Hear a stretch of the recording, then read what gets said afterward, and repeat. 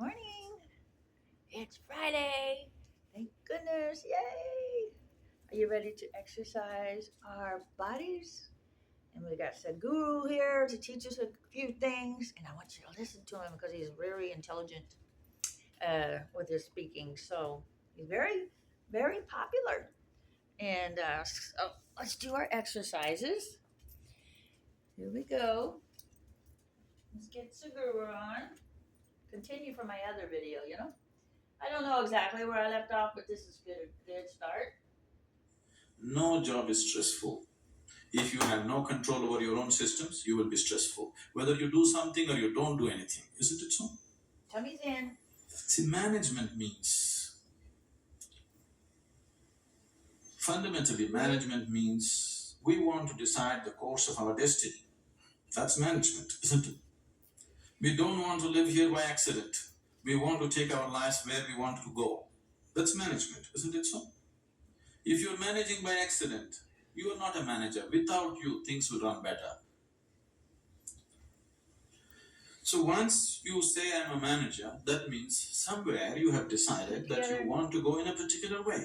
You want to have a certain kind of situation, both inward and outward.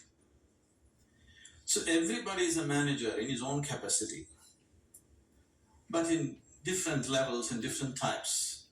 Whether you manage a kitchen where you cook for 4 people, or you manage a large industry where 10,000 people work, fundamentally, if you want to have a good kitchen or a good industry, you must be a good manager of that situation, isn't it? So whether you're managing a little kitchen or a large industry, if you want to manage outside situations, generally you will have to manage material and people around you. If you have to manage 10 people or 10,000 people around you, you have to manage 10 minds or 10,000 minds around you. But if you have no management over your own mind, you managing 10,000 minds is going to be a disaster. In the process of doing something, if we are destroying human beings, which is happening right now, in the process of managing a situation, the man is broken, then this kind of management is no good, because after all, every management that we do is only for human well-being. If we are doing management for human well-being, in the process of doing something, in the process of managing situations, it is not only about producing something or making profit. Human beings should rise to their full potential. If we manage a situation properly, in simple process of working, you and the people who are working with you should be able to raise to their full potential. When I say rising to full potential, not just work potential, but as human beings, they must be able to rise to their full potential. If people work together, then people should be able to rise to the peak of their love, peace, compassion within themselves. If this doesn't happen, then it's bad management, because all management, the basic intent is human well-being. If that is not happening, you are just producing something, you are making little profit, but human beings are getting broken in the process. It doesn't mean anything. So if this kind of management has to happen, that just in managing a business, you find people around you raise to their peak, then you have to spend a certain amount of time in focusing on your inner management. If this doesn't happen, you will only manage situations by accident. A lot of people have understood management as a way of throwing their weight around. Can I tell you a joke? Are you okay? On a certain day, a lion was really feeling great within himself. He just was walking and a little rabbit was going. He caught him and roared at him, "Who is the king of the jungle?" The little rabbit, terrified, said, You, of course you." He let him go, swaggered around a little bit. Then he found a fox, caught him. "Who is the king of the jungle?" "Oh my lord, it's you, of course, nobody else but you." Then he swaggered around a little bit, caught a few more animals. Everybody screamed out of fear, "You are the king of the jungle."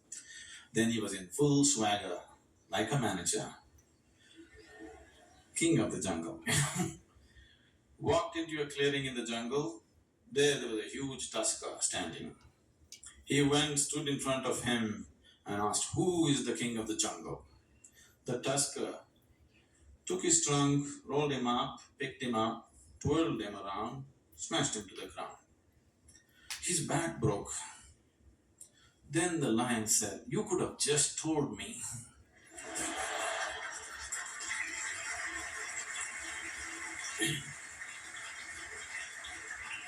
But the tusker said, "You see, I had to make my point." So, a lot of people generally are thinking management means just throwing their weight around. Throwing your weight around is not management. Any fool can do that. If you manage a situation, not just things happening there, people should feel elevated just being in that space. Otherwise, it is not management. Above all, if you go to a place and you manage a situation, you must feel wonderful being there. If that doesn't happen, you are not a good manager. So if this has to happen, you need an inner dimension. When I say inner dimension, what is inner dimension? When I say inner, I'm not just talking about the body or the mind, because both this body and mind you gathered from outside in certain ways, isn't it? For example, this physical body, when you were a child, this body was only this much. Now it's become this much. How did this happen? How did this happen? That's a question. How did this happen? You grew up, how did it happen, I'm asking?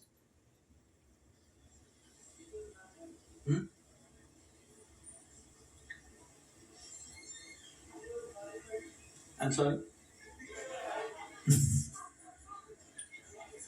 How did it happen? How did all this body happen? Food that you ate, isn't it?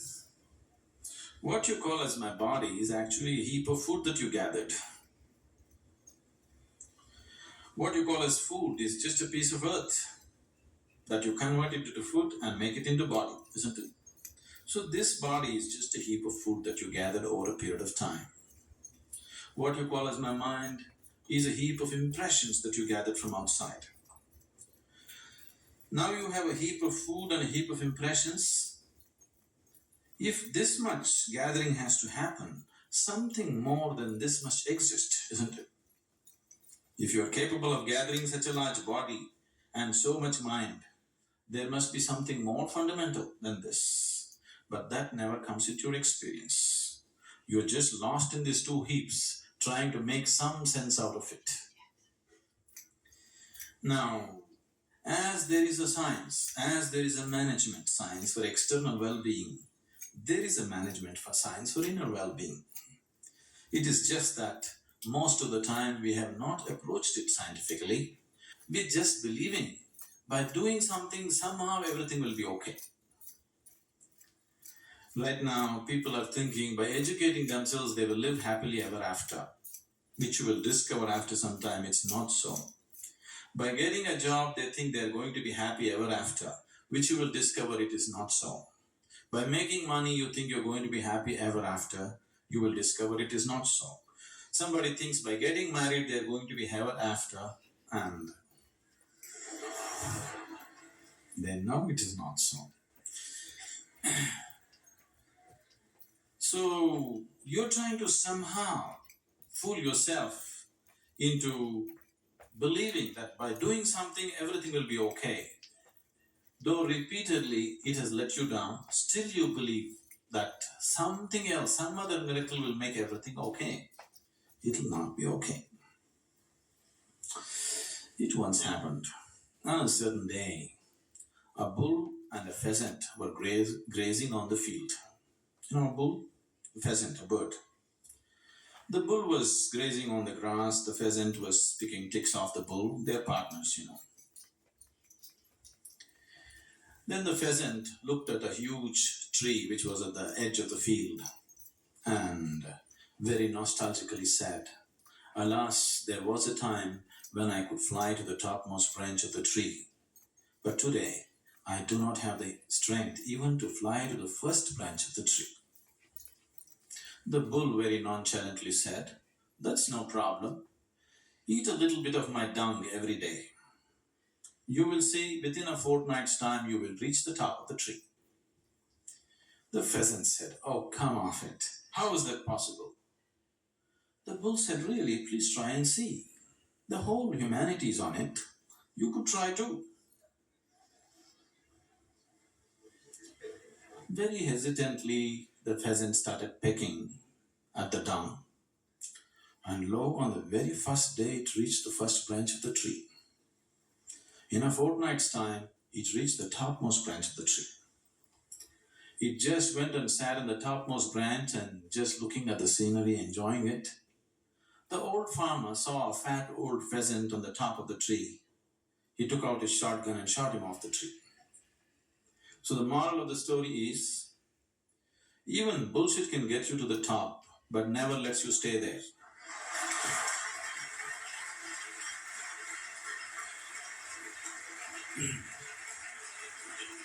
Thanks for joining me. God bless you. So, Have a great if you're weekend. seeking